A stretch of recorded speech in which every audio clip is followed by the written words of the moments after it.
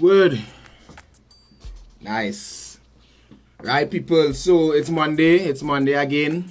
Monday the 14th, I believe it is. Yeah, Monday the 14th of August 2023. And we are here for another episode of Wooden Shit presents the Caribbean Fan Stand.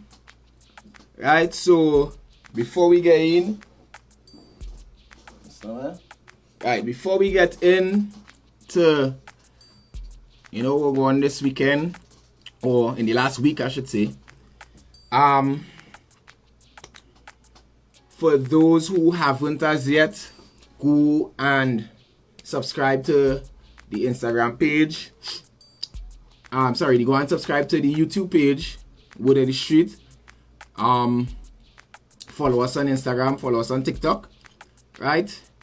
To make sure you keep up to date with all the content, whether it be from the fan stand here or, the general podcast material, or on TikTok, general, little things to make you laugh, little creative memes by myself and Randall to make you laugh and, to lighten up your day, So, follow us on TikTok, Instagram, and subscribe to us on YouTube. You could also find the podcast on all the major podcast platforms, Spotify, and all the rest. I can't remember all right now.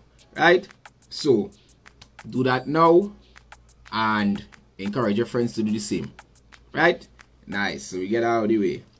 Right. So, we're going on. Well, EPL is back. The EPL is back. Life makes a little more sense now to all the football fanatics like myself. The EPL is back, and the first game was on Friday, the 11th. Burnley hosting Man City, and Man City kick out the face. So Man City won 3-0. Haaland scored a brace and Rodri scored one. Rodri scored one, Haaland scored two. I think this back-to-back opening games, Haaland had 2 goals. So all those who captain Haaland in your fantasy team, big up yourself. All those who didn't, I don't know what they are thinking about. Saturday had the majority of the games with Arsenal scraping a 2-1 win over Nottingham Forest. And when I say scraping, I'm not hating on Arsenal fans. It was really a scrape. They really scraped you. Burnley and West Ham drew 1-1. Brighton demolished Luton, newly promoted Luton Town 4-1. Everton lost 1-0 to Fulham. Same scoreline in favor of Crystal Palace over Sheffield United. And Newcastle. We'll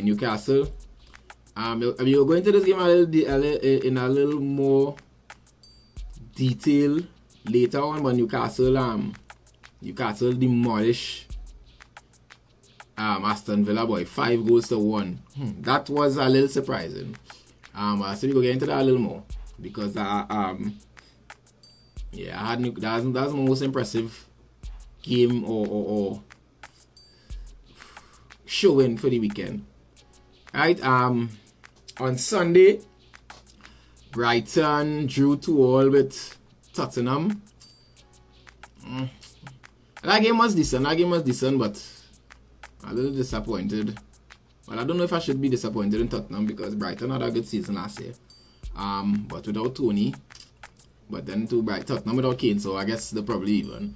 So that was 2-2. And in another game I'll go into a little later on in a little more detail.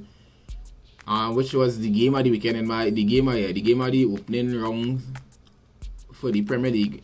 Chelsea drew 1-1 with Liverpool. And just a couple of hours ago, Man U get away with a 1-0 victory over Wolves. And when I say get away, it was really get away because Wolves was the better team in that game, and they should have got a penalty when Onana clocked one of Wolves players in the box. Yeah. So that was the roundup of games and results in the Premier League this weekend. I'll tell you mine, but you can hit up in the comments and say, well, what was your most impressive performance for the weekend? It don't have to be EPL, as I say. I am a little biased to EPL because I am, Chelsea is my team and I'll watch the EPL more. But what was your most impressive? La Liga also open this weekend, so we can get into that as well. We will get into that as well in terms of the results. What was your most impressive showing for the weekend? You can hit up in the comments. And also, y'all feel free to jump in whenever you like, or request to jump in to share your views on whatever sport, whatever games or teams, or you don't have to sit down and listen to me or agree with me. You could share your views and we could debate a little bit and share our opinions or varying opinions, or we might agree on something. So if you want to jump in, feel free to jump in. The game or the performance I was most impressed with, or the result I was most impressed with, was that Newcastle demolishing of Aston Villa 5-1. Now, not that I so impressed that Newcastle had a good game, because there was, since they get the investment, the new owners and thing, the trending upwards, the trending in a good direction. But what made it that's more surprising for me was the performance by Aston Villa, because Aston Villa made some good signings too. So I really expected more from Aston Villa. Now, probably if on paper before the game started, I would have leaned towards Newcastle winning, but not by 5-1, boy. And a proper 5, like the start off on top, Aston Villa equalize, and you thought it was gonna be like a back and forth. Because I had a similar game in the preseason in the Premier League summer series over in America. But boy, after that equalizer, that was it, boy. What he named Isaac? I think Isaac had a brace, and then they bring on Callum Wilson off the bench, and he come on and score as well. So I was like, wait,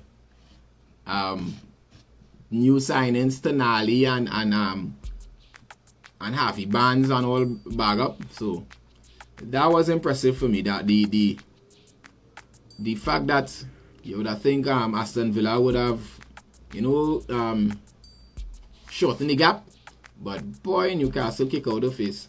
So as I say, that was my most impressive result and performance of the weekend. But feel free to share yours. And the most shocking performance. Now, it didn't have no big upsets really. The biggest, I don't even know if that's an upset in terms of Brighton drawing with Newcastle, because I think, if I'm not mistaken, Brighton finished on top of Newcastle last season, like in terms of the table, the final standings. So I'm not even sure if that's a shocker, but just traditionally Tottenham has been a better club, a stronger club than Brighton. So that was, and I don't know, watching the game, it had times it have a good argument that Brighton should have won that game.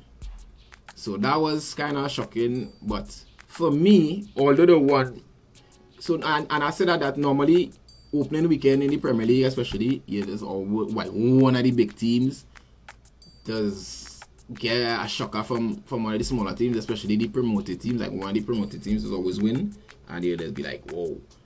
But you didn't really know that this this time around. So the shocking performance or result for me, well, not the result, but the performance was Manchester United versus Wolves, boy.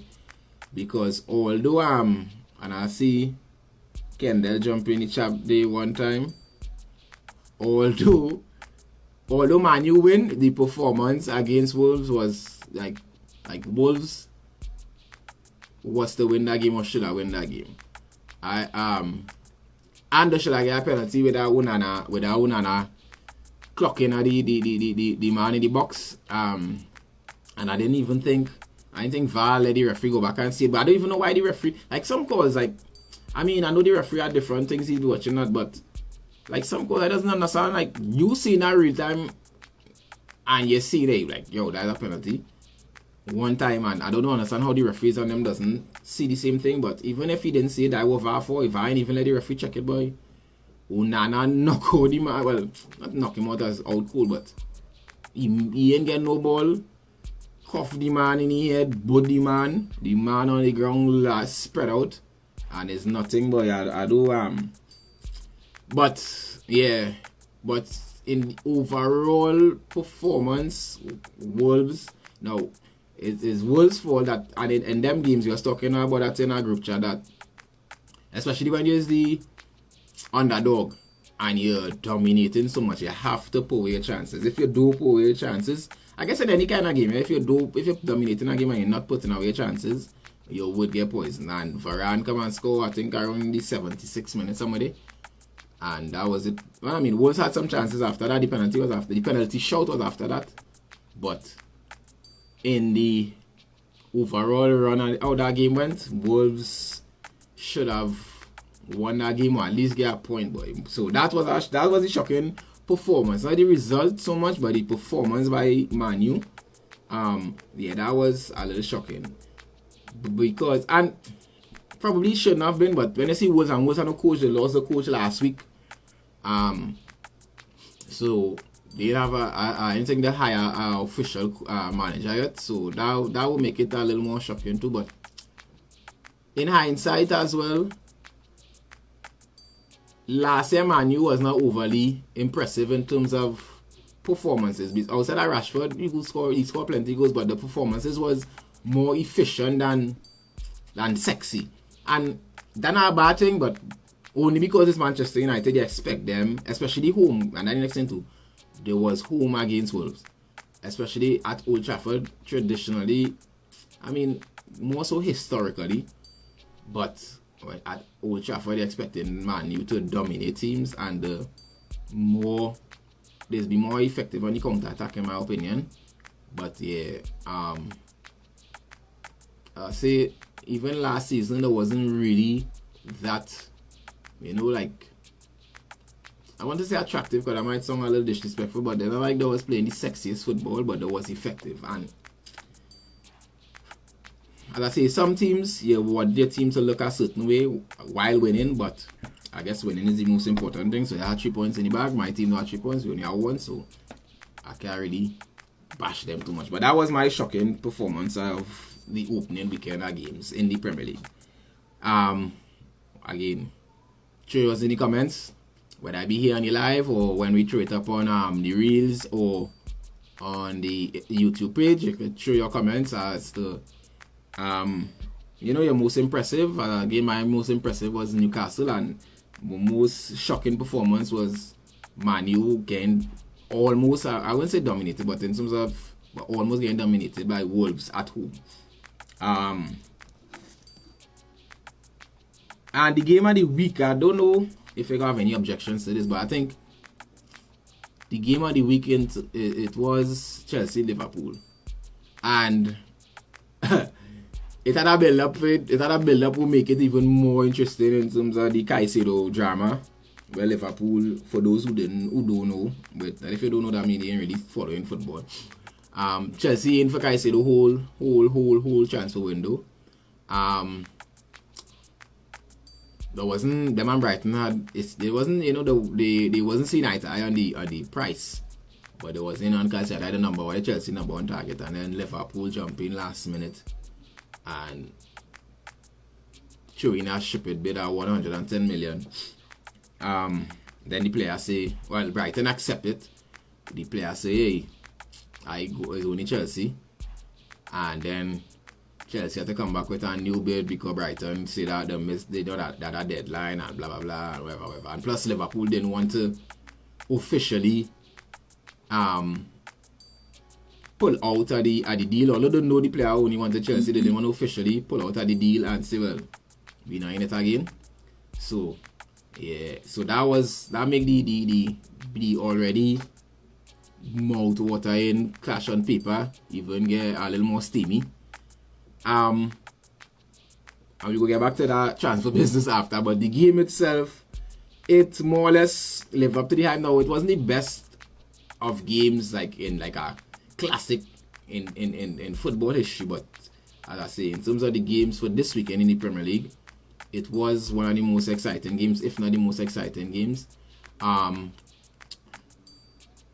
It started off a little, when I say in terms of like the first 5 minutes was more or less even. Then Liverpool start to exploit some gaps in Chelsea midfield to the defense, and they scored, I think, around the 17 minutes, and then they were dominating for like the next 10 minutes, I would say. Even scoring the next goal, Salah scored a goal, but it was ruled out for offside. That's now a pause. Kendall asking if I think he would, if you think he would the price tag. We're talking about Caicedo. If it's Caicedo, me personally, no, I don't think he would. Not him. I don't think any one person worth, only one footballer worth $100 million. So no, I don't think the price tag is warranted for any player. Given the market currently, it have an argument for that. But and then also he only had really like one good season in the Premier League, whereas so Brighton was their justification for upping the price to 100 million was the take them, in their opinion, he better than Declan Rice, and Declan Rice went for 100 million, so they may want less than 100 million. But Declan Rice playing in the Premier League like 3-4 seasons, so well 4-5 seasons I would say, correct me if I'm wrong. So given that he have more experience in the Premier League and he doing it on a consistently longer basis, then they can't really weigh the two.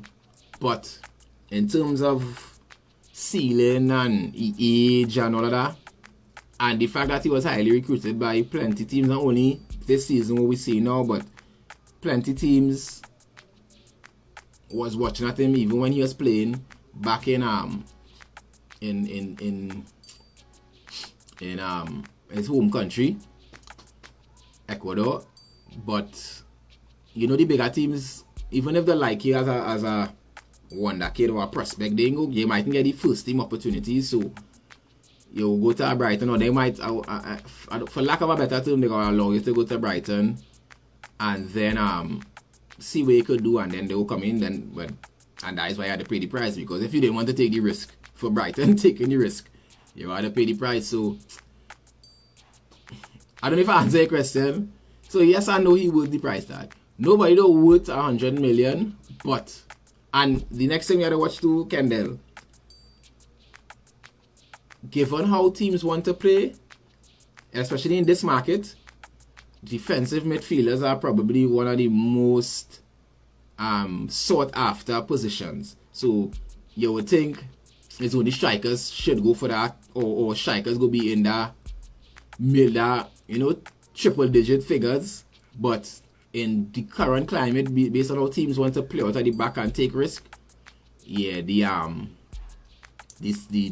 defensive midfielder position, or that kind of holding midfielder position, or deep line midfielder position, or whatever you want to class it, they are prime commodities. So yeah, so I hope I answered the question. So getting back to the game, yeah, Liverpool was dominated. Salah come and score, they call it offside, and boy, I was really frightened for my team. I said, boy, my lord, we looking that bad going forward, but when Liverpool come in the next way, we looking real shaky, and I was questioning the tactics by Pochettino, because we was playing in a kind of hybrid system where we was a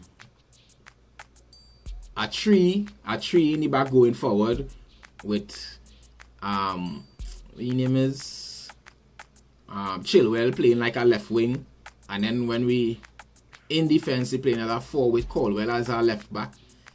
And I was kind of skeptical about that with him being one-on-one with Salah, although he didn't really look bad, but it's Salah at the end of the day, and he's a young defender. As much as he have a good future ahead of him, it's Salah at the end of the day. So I was real worried about the tactics.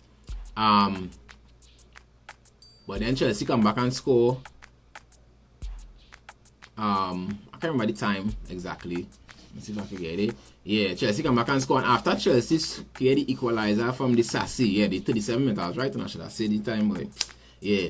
After Chelsea get the equalizer from the Sassy, questionable marking by Alexander-Arnold. Surprise, surprise. But I didn't really blame him, because the Sassy maker kind of move, if you watch back the highlights, the Sassy maker kind of move in the first ball, not the ball at the header, and the flick on header, where Chilwell hit him to score.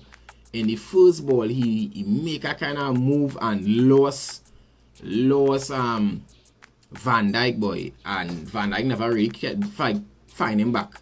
But Alexander-Arnold was seeing him, Alexander behind, so he looked suspect in the goal. But after the goal, Chelsea dominate the play after that, boy, from probably the whole game.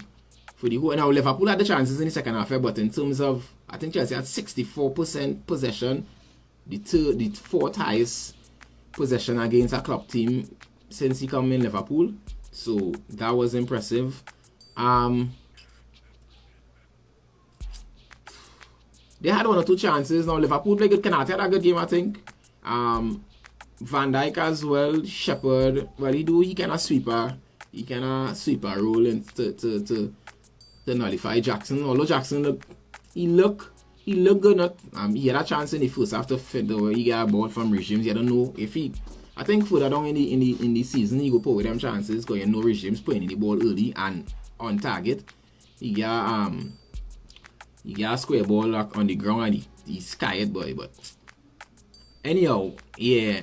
So Liverpool defended well. Alisson had some good saves. So all in all, probably the draw was a fair result. But in terms of like dominating the play and Enzo, boy, my God, especially in the second half, Enzo dominated that game. So and when I know with Caicedo coming in, they watch out for Chelsea. That's Jackson need to bag up them goals until Nkunku come back. And then if Chelsea doesn't score on a regular basis, people should be frightened. But outside of the goals so far, Chelsea looking good since preseason, and in that game, especially the second half, midfield and defensively, and understanding what Pochettino want there. So that was my game on the weekend. I don't know if all in agreement. If not, hit up in the comments and say what you think was the best game for this opening week of Premier League and La Liga. Yeah, and to finish off with the transfer business between Chelsea and Liverpool. This afternoon, breaking news: Lavia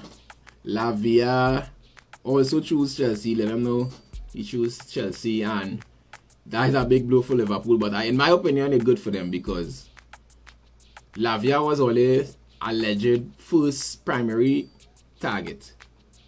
Ole didn't want to pay 50 million for him, but 510 million to pay for Caicedo. Yes, Caicedo is a better player, but if you're telling me I is your number one choice, then deal with me a certain way and then go and get whoever else. And it have some people arguing, well, Chelsea do the same thing, but Chelsea in constant contact with Lavia since last season. They went in for him, and plus it have a man at the inside, Joshi, is a scout for Chelsea, who bring Lavia to Southampton from Man City, because he was a Man City academy player, and then the man the Joshis come to Chelsea, and he trying to, use play a mediator role, boy. So it is reported that Chelsea spoke in contact with Lavia and let them know, well, Caicedo is the primary target for this transfer window. Once we handle up that, we go come back and get him, which would also assume he knew that he is backup for Caicedo in that defensive midfielder role, especially if they're playing a double pivot with Enzo and Caicedo.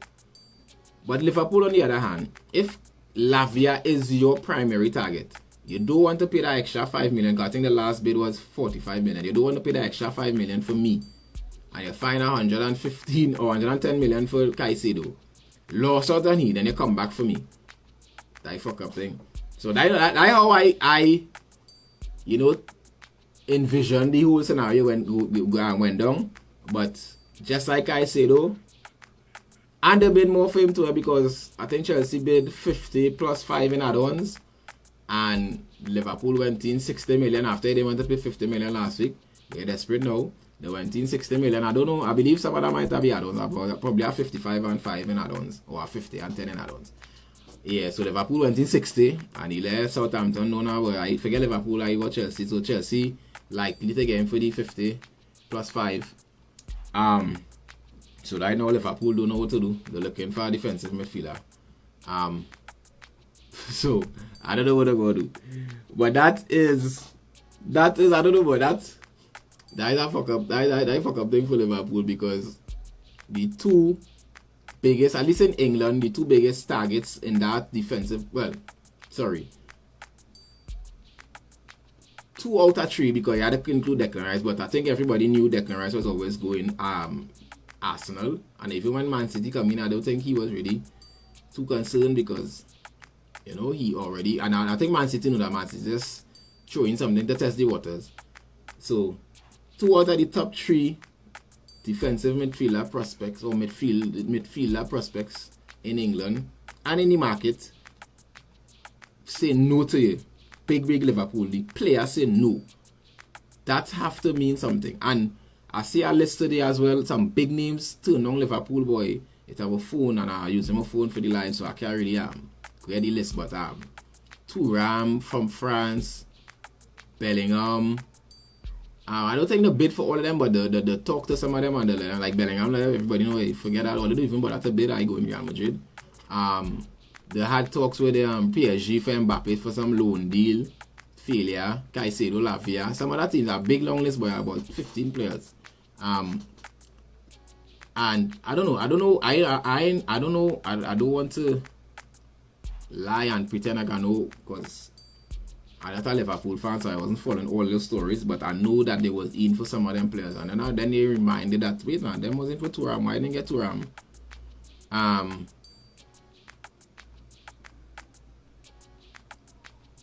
That was kind of shocking when I see all those names. Like, yeah, boy, I remember them was in for this player and they didn't get through. So Liverpool, something went on there, and that not tracking in terms of the recruitment, but players in Brighton. And plus, as I was telling them man today too, Liverpool, it would seem as, at least with the Caicedo and Lavia deal, Liverpool dealing long time-ish, in that they're agreeing terms with the clubs, but not with the players. Well, at least in the Caicedo, not Lavia so much, but in terms of the so like, you agree a few with Brighton, and then Caicedo say, but all they want me to do a new medical, me and Liverpool never talk nothing in terms of like, we call it, personal terms. We agree on my contract gonna be, how much money I gonna make, whatever thing, with the perks, whatever. And in Lavia, I would say that it would seem that Ole talk to the man and let him know how Ole gonna function, so that he go be comfortable. Even if he seen Ole going for Caicedo, he go be comfortable and say, well, alright, I don't know where you see me that, so me go beat up myself. So yeah, so that is the latest with Liverpool, and them Liverpool fans very salty right now, because they're in the feelings. That's to bring up a whole thing, but they're in the feelings right now. Kendall say the game of the week for him was Newcastle. Well, that was a good game, but it was too lopsided that I didn't put it as my game of the week. And I did mention that was the most impressive showing for the week, because I really thought Aston Villa would have given a little more, given the signings. I thought the game would be a little more even, not so lopsided. But yeah, that was a good game, especially the performance by Newcastle. But big up all yourself. So Kendall say his game I did was Newcastle versus Aston Villa. So I say, I'll let you up in the comments what I think was the game of the week for you. And it don't have to be Premier League. We little biased to Premier League. I little biased to Premier League. We got my team in the Premier League, but it don't have to be the Premier League. Right? Throw it out, or say if you want, tap in the live and we discuss things, we debate things, and you can share your opinions there too as well. So let me leave in that we go into a little La Liga roundup now though. So I say we biased to the Premier League, but we go still hit all the La Liga and go on. Go into all the games, boy. Alright, I'll go into all the games. So Almeria lost 2-0 to Rayo Vallecano. Sevilla lost 1-2 to Valencia. Real Sociedad and Girona drew 1-1, same scoreline with Las Palmas and Mallorca. Athletic Club, which was Athletic Bilbao, if I'm not mistaken, the La Liga fans go correct me if I'm wrong. They lost 2-0 to Real Madrid. Real Madrid look good, I find. Well, I watch second half mostly because I was watching the DFL Cup game first. Yeah, but Real Madrid, I mean, they're not the biggest of opponents, but Real Madrid look good. Bellingham scored. Look like a little scruff shot, but the scruff make it a good goal in that when he hit it on the ground and it bunks up, the keeper had no chance. So Bellingham scored in his debut. I don't think if you're too surprised, but besides the goal, his performance, boy, the man hit some proper box to box, but it had a play where the man received the ball in his own half and basically drive it, setting up a goal in the Athletic Club box. They didn't get the goal, but he looked good. And I don't think anybody questioning him. And questioning if he will look good, but yeah, boy, Bellingham is the real deal. Celta, I believe that would have been old school, would I say Celta Vigo. Again, all correct me, all the La Liga fans correct me. They lost 2-0 to Osasuna. Villarreal lost 1 goal to 2 to Real Betis. Barca and Getafe drew 0-0 but I think that was a red card game. Like the team with the most red card win, so Barca win because they had I think Rafinha and Xavi get a red card. I didn't see the game, but from people who was watching the game and commenting, that game seemed like a wild game. I think Barca fell into Getafe hands because Getafe wanted to rough them up and make the game, a little physical, and Barca fall into the trap. This youth man, boy, he played good. Boy, the man embarrassed Spurs in my opinion. But that's pre-season, so he was taking it to that pinch of salt.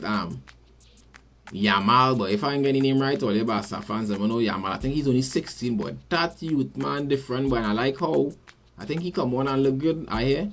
But that youth man different, boy. The man confident and just see football like you, boy. I could see he putting Rafinha on the bench because as much as a year ago I wanted Rafinha to come Chelsea, I find he getting made out, but like in terms of like good defenses, he too predictable in any play, boy. And that he know he going back on that left foot, and he left foot not even rubbing levels now. But if you're cutting in every single time, your left foot had to be on a rubbing level.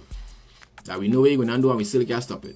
So I wouldn't be surprised if by the second half of the season, Yamal take Rafinha's spot because that little youth man at 16 I think is different and he confident. The only thing I would say is that he little smally and he got the bulk up because maybe not in Spain but in other leagues, men will hit you very hard for that kind of embarrassment, which Neymar learned early in his career. Well, through his whole career basically, because Neymar liked to disrespect men. But that's the only thing I would say. But other than that, the youth man, he IQ very high. Not only beating, like, you know what I mean, who just beat for beating sake. The man beating to create plays. He know when to pass the ball. He know when to shoot. He know when to hold up the ball. So yeah, so I hear he come on look good. But that game, it at Barca and Getafe had red cards, and then Javi has to get a red card as well. So that game, I know we're going with that game. KDs beat Deportivo Alvarez 1-0, and today, I think, yeah, that game was today. Well, I'm 2 games was today, that KD's game. And Atletico Madrid beat Granada 3-1. Yeah, Kendall saying that he have a big future. Yeah, once he stay away from injuries and thing, and he keep hearing anything, that you'd very bad boy. I'm not talking that one. I'm not even a Barca man, but that, and I don't even like Barca and Barca players, but I like Fatty, but Fatty had the little injuries, but Yamal, that little man different boy. Yeah, so Atletico Madrid beat Granada 3-1, and I think Memphis Depay, I think he had a brace boy. He had a good game from the reports I read. I didn't watch the highlights or nothing yet, but yeah, I think Morata scored 1, and now he didn't have a brace, but I believe he had a good game. If he didn't get player of the match, I would be surprised. So Morata scored the opener, Memphis score, and then Llorente score late in the game in injury time. But yeah, boy, yeah, so that they round up a La Liga games there. I say, without apology, without apology, but I ain't feeling no how biased to the Premier League. I believe the Premier League is the best league in the world. That doesn't mean it have the best team in the world, or the teams so that City better than Barcelona, which they are right now, but that don't mean that. But the league itself is a better league in my opinion. So I biased to that, but say the La Liga fans, all you feel free to share all your opinions. What was the best game for you? I only watched the Real Madrid game because I wanted to see Bellingham. I like Bellingham. I like that youth man. And I can't remember who going with the Barca game. I think right after the Barca game, I don't know, I went to watch Macau or some kind of thing. I wasn't really. Yeah, I think the timing of the Barca game, but I can't remember why I watched it, but yeah. So La Liga fans, all let me know what game or the thing was the most exciting. Hit it up in the comments or pop in if you want to. Moving on, boy, the DFL Super Cup, boy. That Germany, that was the German curtain raiser. So I think, if I'm not mistaken, the Bundesliga starting this weekend coming up here from Friday. RB Leipzig 3-0 to Bayern Munich. So the question right now is Harry Kane sour or is it Tottenham sour? Because the man going over there and Germany can't win that curtain raiser. Or in fairness to Harry Kane, I don't know. That memes that was going on here that people asking if it's he sour or if it's Tottenham sour. But in all fairness, I think he reached less than 48 hours before the game starts. In Germany, that is. Probably had one training session. And he came on in probably like the 60-something minute, the 70th minute. So I can't really, and he wasn't really in the game. I can't remember him getting a touch, and I watched the whole game. So I can't really blame him, but I understand the memes. But he had a shake of that. Remember, he know one over there. He had to go over there and bathe with a little blue soap, or a little calabash, a little blue. Not blue soap, a little blue, a little bush. I take a little bush bath, go in the sea, something, do something. Because that Tottenham heaviness go be over there with him. But he go win some trophies over there, definitely. But Bayern Munich, and you I don't know, it's not Thomas Tuchel alone, but since last year, boy, even under whatever that man coach name is, I don't remember what his name is, who the fire. Bayern are looking like Bayern of years gone by in the Bundesliga, where there was like miles ahead of everybody. They're not looking something wrong. And I see Tuchel saying he was a proper six, and he and Kimmich are kind of bacchanal. A secret bacchanal called him and saying like a six, and he in the media saying he wants a proper defensive midfielder. But also Bayern play, in my estimation of the game, Bayern play Pavard as the right back, and Papa didn't look bad, but they bring on a right back. I can't remember his name. Let me see if I get his name for you, but he looked better. They look more dynamic when he came on. But I think the team that Bayern start with, Nozer. I can't remember his name, but I can't pronounce the name. I seen it here. Nozer, number 40. When he come on, they look a little more dynamic. Also, I think Kim will have a start. For who? I don't know, probably Upamecano, because I don't know. I know Tuchel like Delete, but Kim looked very good when he come on, and he come over there for big money. So is that the player 3 in the back, or one of them Delete or Upamecano how to get bench? But Kim looked very good when he come on. Yeah. So I don't think that starting lineup will be the lineup going through the season, but we go wait and see. Yeah, but Olmo, big up Danny Olmo, boy, the man. I don't know, boy. I don't know if it's just me, but I find he's slightly underrated, boy, because he just play good generally for Leipzig and for Spain when he get a chance. But he bag a hat trick. Leipzig take the DFL Super Cup, so we go see. We await the opening of the Bundesliga, and I think more English fans go watch the Bundesliga this season to see how Harry Kane doing. And that's why, in my opinion, Bayern Munich didn't really mind paying the money that they pay for him, because they know like in commercialism, like commercial wise, they'll get back the returns, TV rights and jersey sales and interest, some of that from outside of Germany too now. So yeah, that's a little round up at the other leagues. La Liga start. PSG draw 0-0 with Lorient or somebody, so 0-0. Mbappe didn't play because he was on the ban. He did the ban from the first team. And surprisingly, yesterday or today, early this morning, he was reintegrated into the first team, because PSG always asks the man with any rights to not renew his contract if he don't want to.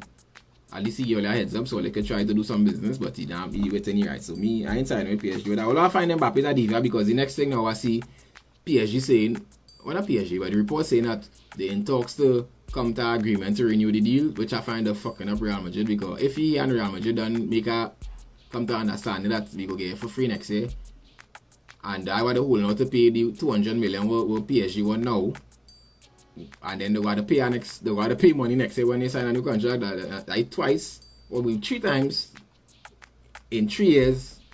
Mbappe fucking up Real Madrid. So we go wait to see if he really renew. So he renew, he back into the first team, so he will play next game. Neymar going to the Saudi League. Al Hilal, I don't remember all of them names, all of them is sound familiar. Al Hilal, the blue team, I believe. I can't remember like now, because I know Koulibaly going there. That's the only person I can remember. Koulibaly from Chelsea going there.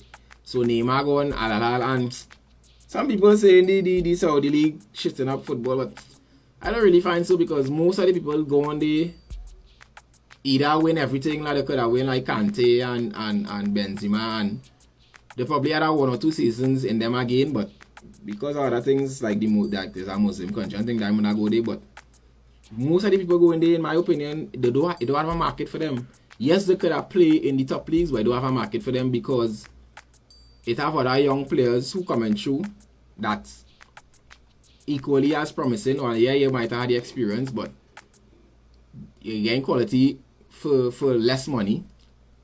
And especially like with Neymar, and PSG price Neymar out of any other moves. Neymar getting $750,000 a week. Even the Chelseas and the Man Cities of the world, who could afford that? And with the baggage and Neymar come, everybody know Neymar is a walking circus, a diva. He's a diva. So who you want? Even if Neymar take half of his salary from we getting in PSG, that is close to 400,000 a week you're gonna pay he for the drama that he gonna bring. Plus he's 31 going on 32 within the injuries he had in the last couple of seasons. In my opinion, it had no market for Neymar with everything that's around him.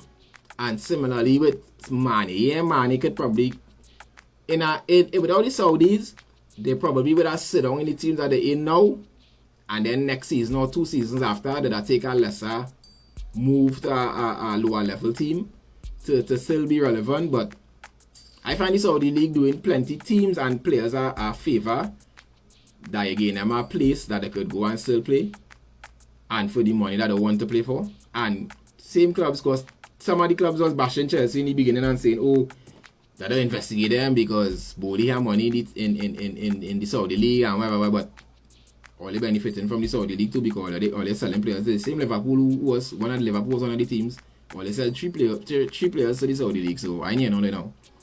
So that is my opinion. Or they could share all the opinions on the Saudi League as well in the comments, as I say. In the comments now, or when you show it up on the reels on Instagram, or when we show it up on YouTube, right?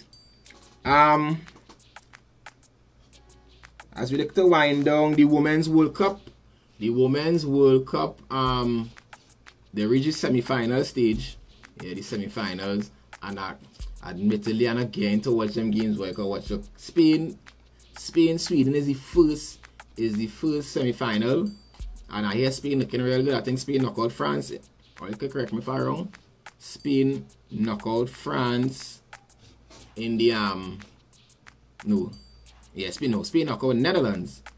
Who knocked out France? Australia knocked out France and penalties. Yeah, Spain knocked out Netherlands in the quarterfinals. So, but Spain are here looking real good. That's some young players.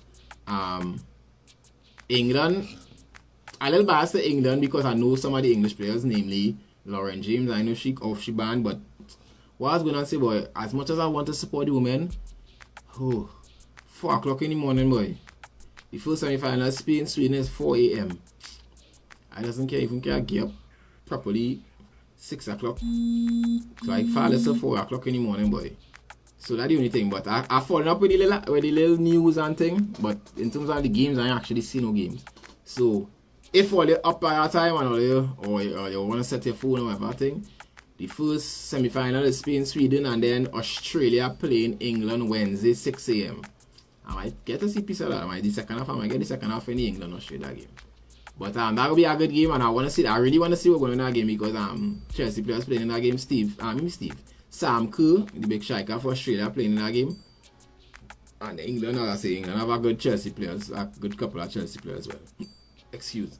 So, yeah, that is semi-finals to the Women's World Cup. Who are you seeing in the finals? My finals, no, I like Sam Kerr and them home, because I think them is co-hosts, but Spain, England will be be a good final in my opinion, in terms of like who playing consistently well in the competition.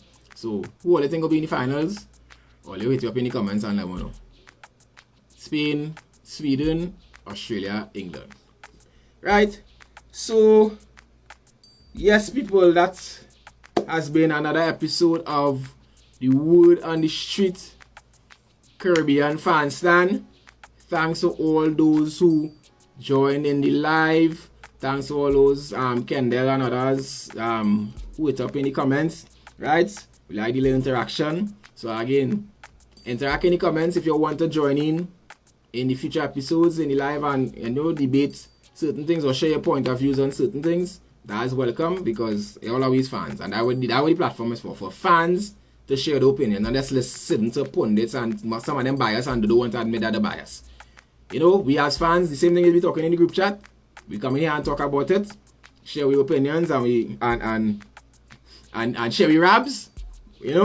So again, if you haven't yet, follow us on Instagram, follow us on TikTok, subscribe to the podcast on YouTube, Word on the Street for everything.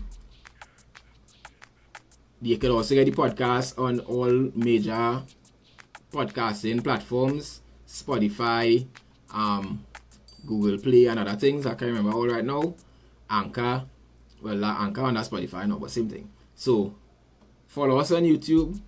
Subscribe on YouTube. Turn on the bell notifications. The Word on the Street podcast is coming back. Average 3 weeks from now.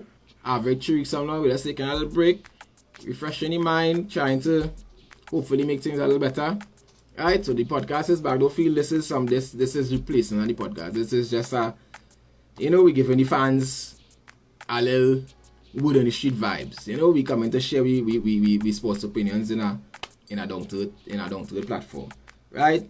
Follow on Instagram, follow on TikTok. All the platforms will have different type of content. So whichever one is your fancy, you could hit up on that one. Right? So, and encourage your friends to do the same. So, until we meet again, this has been the Caribbean Fan Stand. Right? Keep your ears on the ground and we go get the word out. Word.